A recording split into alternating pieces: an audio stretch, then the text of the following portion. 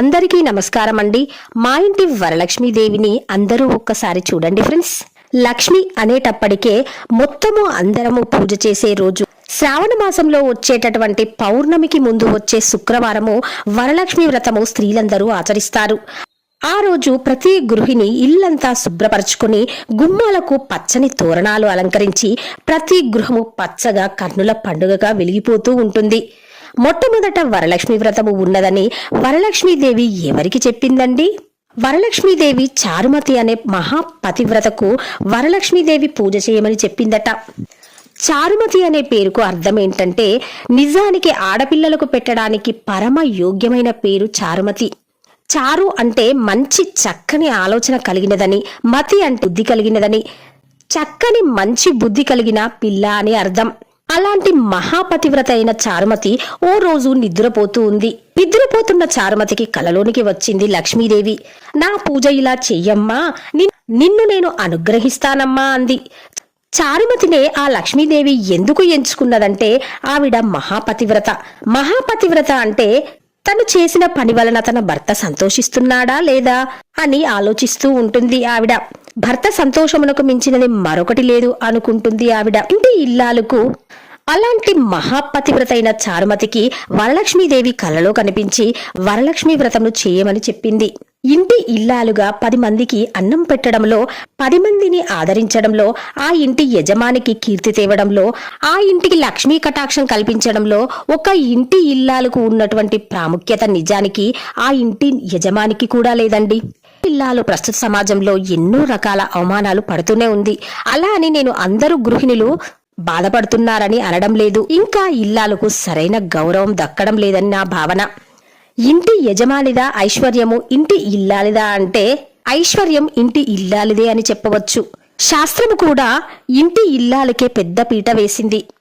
ఏ స్త్రీ అయినా, ఏ గృహిణి అయినా మొదట ఏ పూజ చేసినా నాకు సౌభాగ్యం ప్రసాదించు అమ్మా, నా భర్త ఆరోగ్యంగా ఉండాలి, నా పిల్లలు సంతోషంగా ఉండాలని కోరుకుంటూ ఉంటుంది. అలాంటి సుఖ సంతోషాలను, స్త్రీ సౌభాగ్యమును, కుటుంబంతో సంతోషంగా ఆనందించే భాగ్యాన్ని కలిగించే వరలక్ష్మీదేవిని ఏది అడిగినా ఆ వరాన్ని ప్రసాదించే వరలక్ష్మీదేవి పూజను అందరము చూద్దామా ఫ్రెండ్స్? అలాగే వరలక్ష్మి వ్రత కథను కూడా విందాము. వరలక్ష్మి వ్రత కథ అందరికీ తెలుసండి. మా ఇంటి వరలక్ష్మి వ్రతమును చేసుకుంటూ మరొక్కసారి మిత్రులకు వరలక్ష్మి వ్రత కథను చెప్పే భాగ్యాన్ని ప్రసాదించిన వరలక్ష్మి అమ్మకు ధన్యవాదములు తెలుపుకుంటూ వరలక్ష్మి వ్రతం కథలోకి వెళ్ళిపోదామా మరి? సూత మహాముని, శౌనకుడు మొదలైన మహర్షులను చూసి ఇలా అన్నాడు. ఓ మునీశ్వరులారా, స్త్రీలకు సర్వ సౌభాగ్యములు కలుగు వ్రతమొకటి పూర్వము శివుడు పార్వతికి చెప్పాడు. దానిని చెప్తాను వినండి. ఒకరోజు కైలాస పర్వతంన శివుడు తన సింహాసనం మీద కూర్చుని ఉండగా పార్వతీదేవి ఆయనని సమీపించి, దేవా, లోకంలో స్త్రీలు ఏ వ్రతం చేస్తే సర్వ సౌభాగ్యములను, పుత్ర పౌత్రాదులను కలిగి సుఖ సంతోషాలతో ఉంటారో అటువంటి వ్రతమేదో సెలవివ్వండి అని అడగగా పరమేశ్వరుడిలా చెప్పాడు. ఓ దేవి, స్త్రీలకు పుత్ర పౌత్రాది సంపదలనిచ్చే వ్రతము ఒకటి ఉంది. దాని పేరు వరలక్ష్మి వ్రతము. ఆ వ్రతమును శ్రావణ మాసంలో శుక్లపక్ష పూర్ణిమకు ముందుగా వచ్చే శుక్రవారము రోజు చేయవలను. పార్వతీదేవి, నాదా, ఆ వరలక్ష్మి వ్రతము ఎలా చేయాలి, ఏ దేవతను పూజించాలి, ఏ విధంగా చేయాలి, దీనినెవరైనా ఇంతకు ముందు చేశారా, ఆ వివరములనన్నీ చెప్పండి అని అడగగా శివుడు పార్వతీదేవిని చూసి, ఓ కాత్యాయిని, వరలక్ష్మి వ్రత విశేషాలు చెప్తాను విను అన్నాడు. పూర్వము మగధ దేశమున కుండినమనే ఒక పట్టణము ఉంది. ఆ పట్టణము నిండా బంగారు ప్రాకారములు, బంగారు గోడలు గల ఇల్లు ఉన్నాయి. అందులో చారుమతి అనే ఒక బ్రాహ్మణ స్త్రీ ఉన్నది. ఆమె పతియే ప్రత్యక్ష దైవముగా భావించి తెల్లవారుజామునే లేచి స్నానం చేసి పతిదేవుణ్ణి పువ్వులతో కొలిచి ఆ తర్వాత అత్తామామలకు అవసరమైన అనేక సేవలు చేసి ఇంటి పనులన్నీ ఓర్పుతో నేర్పుతో చేసుకుంటూ ఉండేది. అందరితో ప్రియంగా మితంగా మాట్లాడుతూ ఉండేది. గయ్యాలిగా కాకుండా ఇంత అరుకువగానున్న ఆ మహాపతివ్రతను చూసి మహాలక్ష్మికి ముచ్చట వేసి ఆమె మీద అనుగ్రహం కలిగింది. ఒక రోజున ఆ మహా ఇల్లాలికి కలలో ప్రత్యక్షమై మహాలక్ష్మి ఇలా చెప్పింది. ఓ చారుమతి, నేను వరలక్ష్మీదేవిని. నీ నడవడిక చూసి నాకు నీ మీద అనుగ్రహం కలిగి నీకు ప్రత్యక్షమయ్యాను. శ్రావణ మాసంలో శుక్లపక్ష పూర్ణిమకు ముందు వచ్చే శుక్రవారం రోజు నువ్వు నన్ను పూజించితే నీకు కోరిన వరములిస్తాను. అలా ప్రత్యక్షమైన అమ్మను చూసి ఎంతో మురిసిపోయిన చారుమతీదేవి కలలోనే వరలక్ష్మీదేవికి ప్రదక్షిణ నమస్కారాలు చేసింది. నమస్తే సర్వలోకానాం జనైన్యే పుణ్యమూర్తయే శరణ్యే త్రిజగద్వంద్యే విష్ణు వక్షస్థలాలయే అని అనేక విధములుగా స్తోత్రం చేసింది చారుమతి. ఓ జగజ్జనని, నీ కటాక్షంబు కలిగితే జనులు ధన్యులవుతారు, విద్వాంసులవుతారు, సకల సంపన్నులవుతారు. నేను పూర్వజన్మలలో చేసిన పూజాఫలం వల్ల నీ దర్శనము నాకు కలిగింది అనగా వరలక్ష్మీదేవి సంతోషం చెందింది. ఆ వెంటనే మెలకు వచ్చి 4 వైపులా చూస్తే చారుమతికి వరలక్ష్మీదేవి కనబడలేదు. అప్పుడు ఆమెకు అర్థమైంది తాను కలగన్నానని. వెంటనే భర్తని, అత్తామామలని లేపి చెప్పగానే వాళ్ళు కూడా చాలా సంతోషించారు. ఆ స్వప్నము చాలా ఉత్తమమైనది. దేవి ఆనతి ప్రకారం నువ్వు తప్పకుండా ఈ వ్రతం చెయ్యి అన్నారు. చారుమతి తన ఇరుగు పొరుగున ఉన్న స్త్రీలకు కూడా చెప్పింది. వాళ్ళు చారుమతి ఎంతో ఉత్కంఠతో శ్రావణ మాసం ఎప్పుడెప్పుడు వస్తుందా అని ఎదురు చూడసాగారు. వారు ఎంతో ఎదురు చూసిన పౌర్ణమి ముందు శుక్రవారము రానే వచ్చింది. ఈ రోజే కదా వరలక్ష్మీదేవి చెప్పిన రోజని ఎంతో ఉత్సాహంతో చారుమతి మొదలగు స్త్రీలందరూ పూజకు ఉపక్రమించారు. ప్రాతకాలమే లేచి తలారా స్నానం చేసి పట్టుబట్టలను కట్టుకున్నారు. చారుమతి ఇంట్లో అందరూ చేరారు.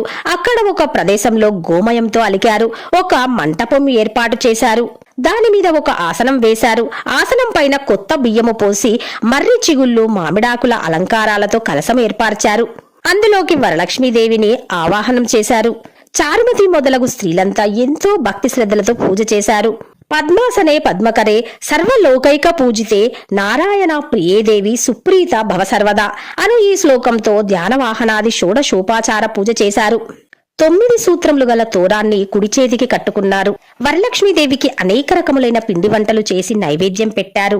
దాని తర్వాత ప్రదక్షిణం చేస్తుండగా ఆ స్త్రీలందరికీ గల్లు గల్లుమని శబ్దం వినిపించింది. వెంటనే తమ కాళ్లను చూసుకుంటే గజ్జెలు మొదలైన ఆభరణములు కనిపించాయి. చారుమతి మొదలైన స్త్రీలంతా వరలక్ష్మీదేవి కృపా కటాక్షములు కలిగాయని ఎంతో మురిసిపోయారు. రెండో ప్రదక్షిణం చేయగానే చేతులకు దగదగలాడే నవరత్నాలతో కూడిన కంకణములు మొదలైన ఆభరణములు కనిపించాయి.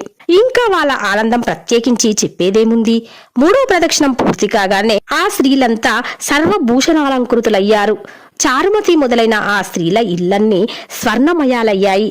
వాళ్ళకి రథ గజ తురగ వాహనాలు ప్రసాదించబడ్డాయి.